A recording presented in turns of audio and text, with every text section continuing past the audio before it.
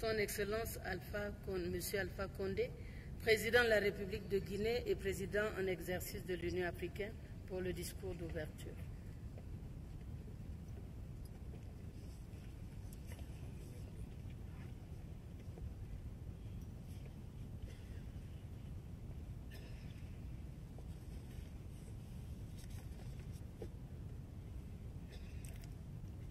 Excellences, Mesdames, Messieurs les chefs d'État et de gouvernement,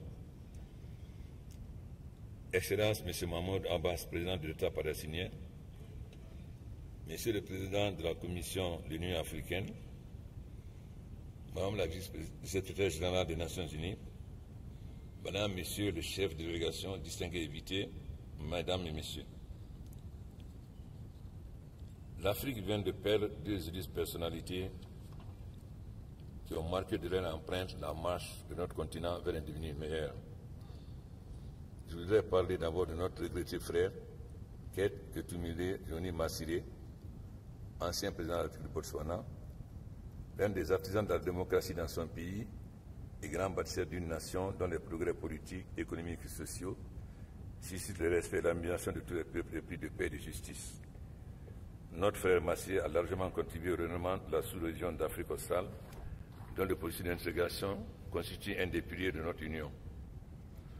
Aussi, le 4 juin 2017 à New York, Dr Babatunde, directeur exécutif du Fonds des Nations Unies pour la population, a été brutalement arraché à notre affection.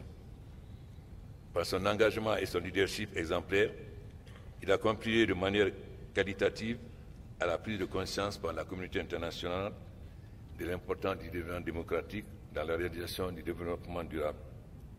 Ainsi, n'a ménagé aucun effort pour que la feuille de route de l'Union africaine sur ce thème soit une réalité tangible. En ma qualité de président en exercice de l'Union africaine, je tiens à rendre un vibrant hommage à ces grands Africains qui auront consacré toute leur vie à la bonne gouvernance et à l'amélioration des conditions de vie de nos populations. Je vous invite donc à observer une minute de silence à la mémoire de ces dignes fils de l'Afrique.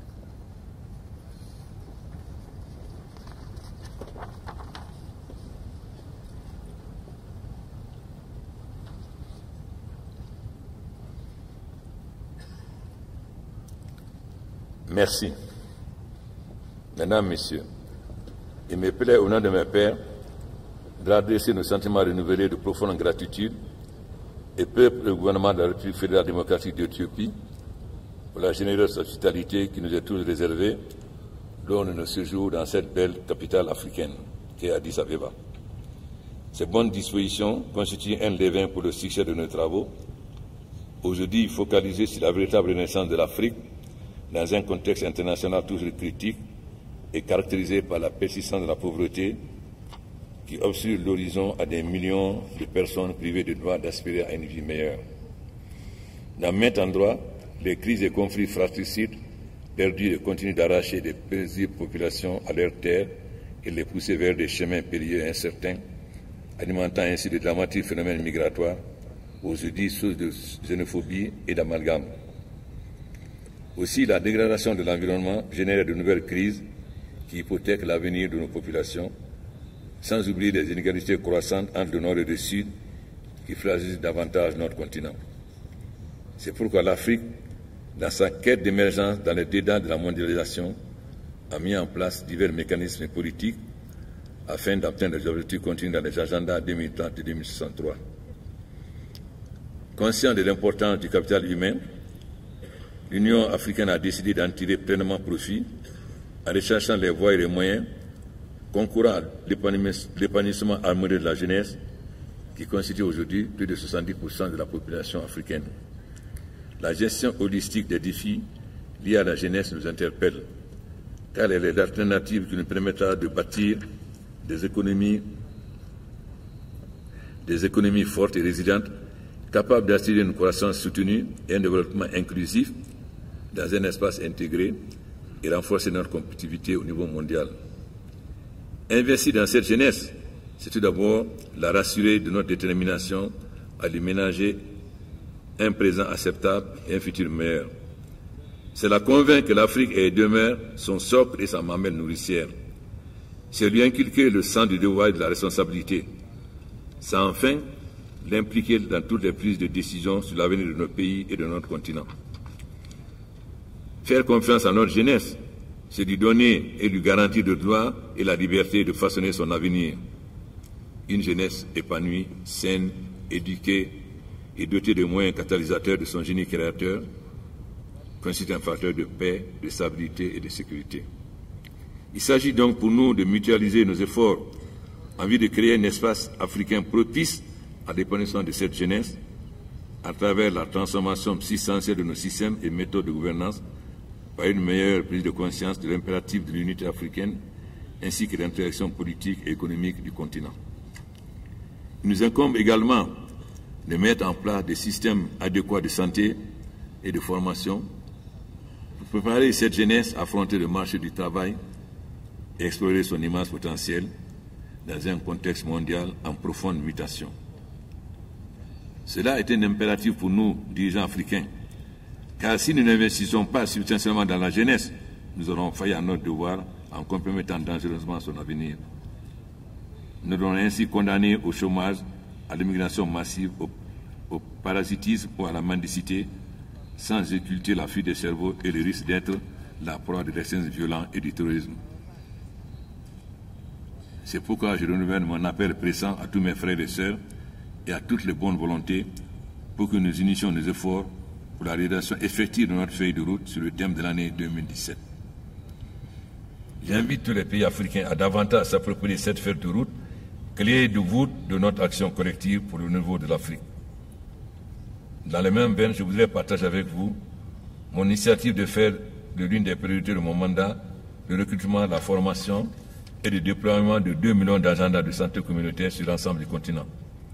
Je suis convaincu que la matérialisation de cette initiative renforcera les capacités de prévention et de riposte de notre continent face aux défis sanitaires actuels tels que le VIH, la tuberculose, le paludisme, ainsi que les futures menaces de pandémisme. Elle rassurera également une meilleure santé de la mère et de l'enfant.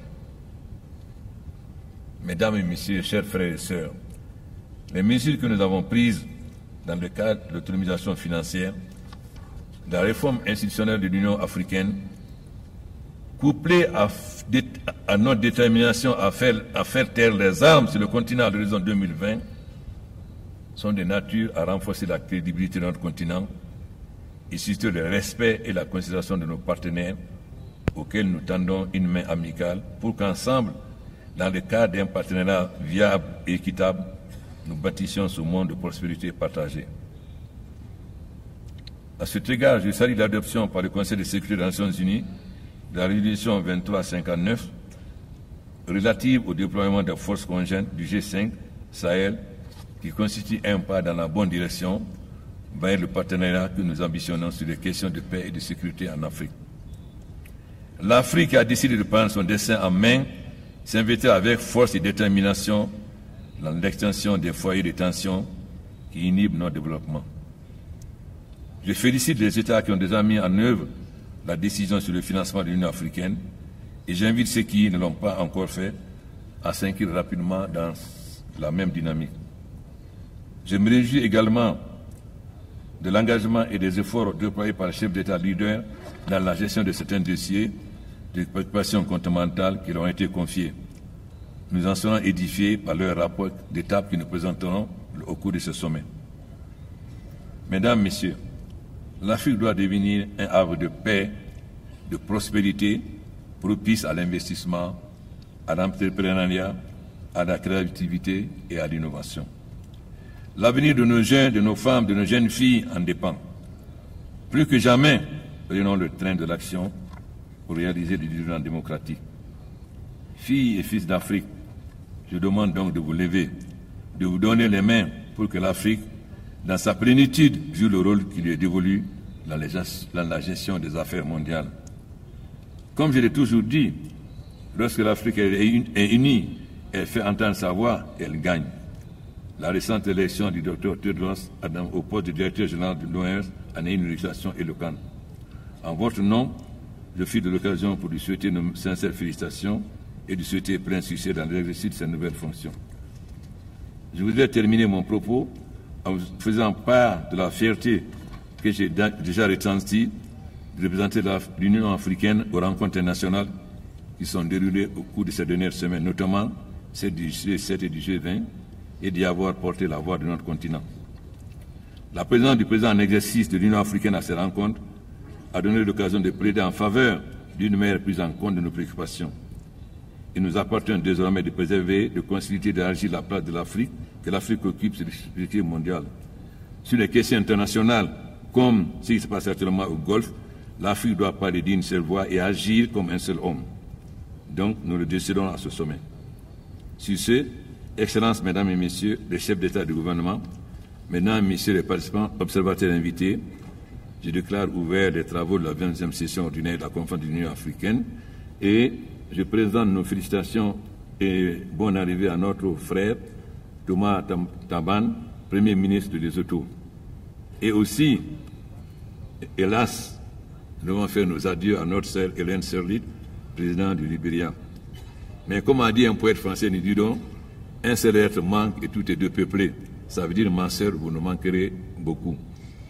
Nous nous félicitons aussi que notre sœur Amina Mohamed, pour la première fois, soit élue secrétaire générale adjointe des Nations Unies. C'est pourquoi nous lui avons donné le temps de présenter son rapport, car c'est une fierté pour l'Afrique. Merci.